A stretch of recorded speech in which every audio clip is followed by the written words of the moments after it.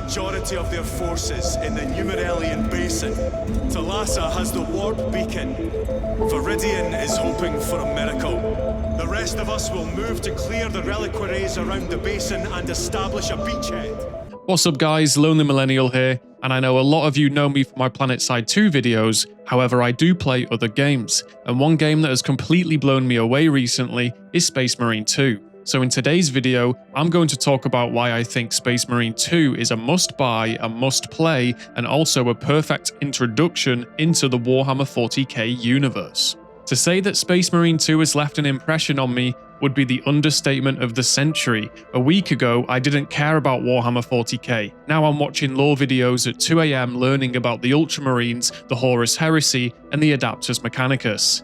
I went from thinking Warhammer 40k was for nerds that paint figurines to realizing it might be one of the most deep, most complex, and fully realized sci-fi universes I've ever experienced.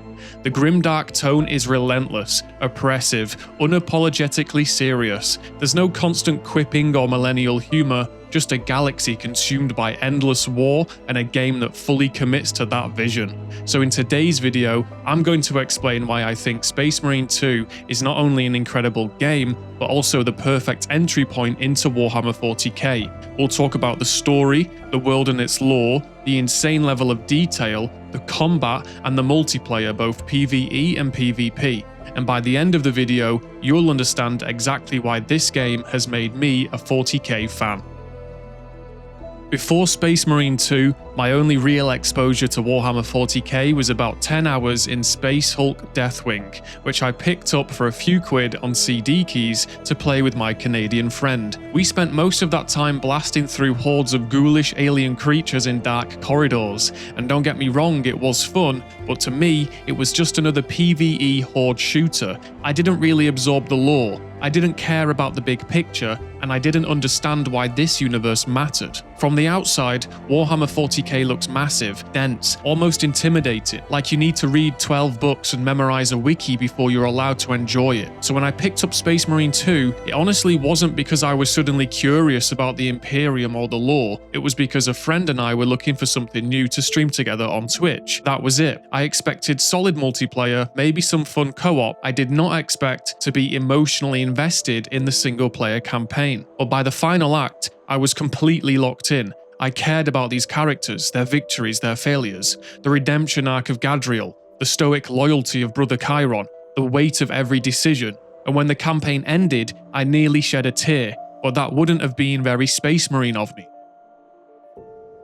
And that emotional investment didn't happen by accident, because Space Marine 2 doesn't just tell a story, it drops you into a living, dying galaxy. You play as Titus, a battle-hardened space marine stepping back into war with something to prove. And from the moment boots hit the ground, the scale is overwhelming. Entire cities under siege, defensive lines collapsing, tyrannid swarms moving like a tidal wave of teeth and claws. It feels like you've stepped into a war that's been raging for centuries, and that's what struck me the most. This universe feels ancient, and this is thanks to the architecture and the sheer size of everything. Cathedrals bigger than you've ever imagined, statues the size of skyscrapers, battleships hanging in orbit like floating continents. Every environment tells you this civilization has history, pride, decay, faith, and brutality. Even as someone completely new to Warhammer 40k, I never felt lost. I didn't need to understand every political faction or historical event to feel the weight of it all.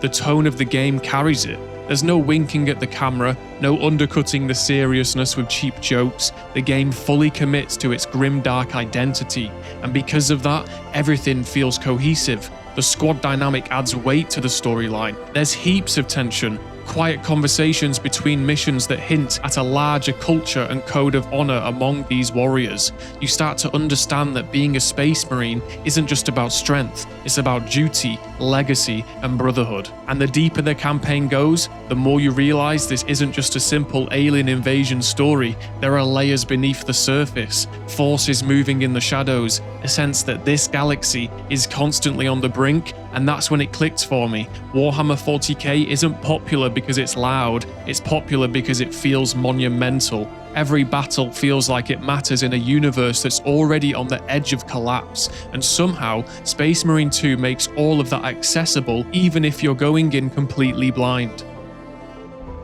And then there's the presentation. This game looks ridiculous. Not just good for a Warhammer game, not just solid for this generation, I mean genuinely cinematic. The cutscenes don't feel like filler between missions, they feel like miniature movies. The lighting, the camera angles, the facial animations, everything has weight. When characters speak, you feel the tension in their expressions. When something catastrophic happens, the scale is overwhelming.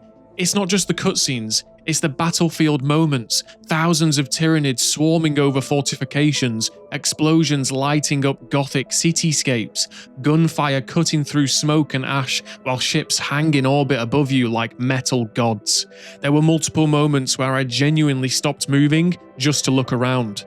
The level of environmental detail is insane. The statues, the architecture, the sheer vertical scale of everything. It constantly reminds you that this isn't just another sci-fi shooter. It feels like you're inside a piece of Warhammer artwork. And the craziest part, the game manages to deliver all of that spectacle without sacrificing clarity. Even in the most chaotic fights, you always know where you are, what you're doing, and why it matters. It's not just impressive technically, it's immersive.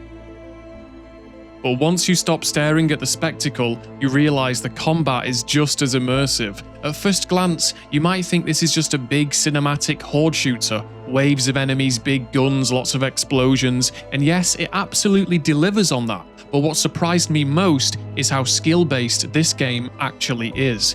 The parry system, for example, isn't just a defensive panic button. If you time it perfectly, right as the enemy strikes, you don't just block the attack, you counter with a devastating blow that devastates the enemy. The same goes for dodging. A perfectly timed dodge doesn't just reposition you, it opens a brief cinematic window where you can draw your sidearm and land a brutal, point-blank headshot. And in those split-second moments, the camera tightens, the animation slows just enough. Your Space Marine moves with surgical precision. For half a second, the battlefield feels like a movie scene, except you caused it.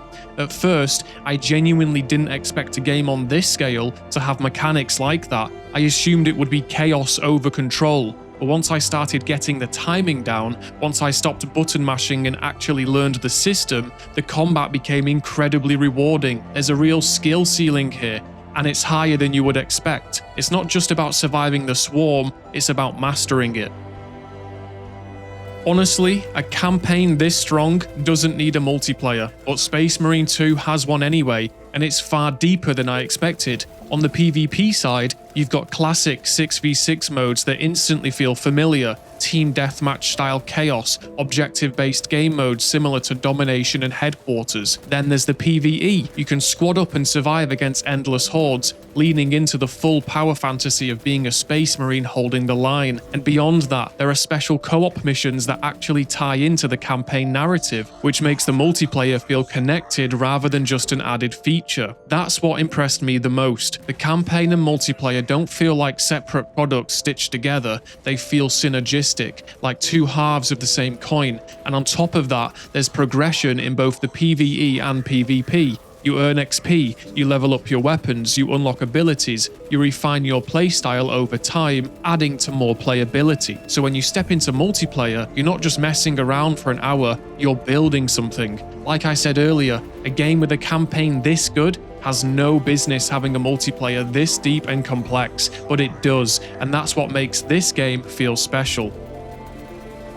So yeah, now I get it. I get why people spend years diving into Warhammer lore. I get why there are shelves full of books, hours-long YouTube breakdowns, and fans who can tell you the entire history of Space Marine chapters from memory, because this universe isn't just big, it's committed, and Space Marine 2 doesn't treat it like a backdrop, it treats it with respect. The story pulled me in, the world made it feel monumental, the visuals made it cinematic, the combat gave it depth, and the multiplayer made it feel complete. I went into this expecting a solid co-op game to stream with a friend. I came out of it wanting to know more about the Imperium, the Tyranids, the Adaptus Mechanicus, all of it. That doesn't happen often. Games don't usually turn me into a fan of an entire universe, but this one did. And if you've been on the fence about Warhammer 40k, or you've always thought it looked a bit overwhelming from the outside, this might be the perfect place to start, because it was for me. Anyway, thank you for watching the video. Please consider liking the video and subscribing to the channel.